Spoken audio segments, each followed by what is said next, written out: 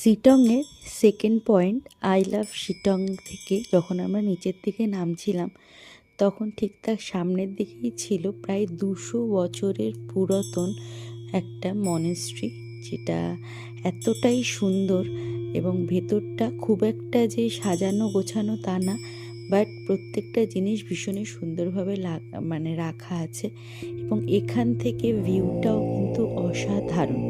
তো আমি প্রথমে জানতাম না, তো আমাদের গাড়ির যে ভাইটা ছিল উনি বললেন যে এটা প্রায় 200 বছরের পুরাতন এবং এটা শিটং ওয়ানে আছে এবং এখান থেকে শুধু ভিউটা দেখো কতটা সুন্দর এবং প্রত্যেকটা জিনিস নিখুঁতভাবে আছে। এমন নয় যে ওরা পুরাতন বলে সেটাকে বেশি সাজিয়েছে গুছিয়েছে, এমন কিচ্ছু না, খুব নর্মালভাবেই আছে এবং ভীষণ সুন্দর।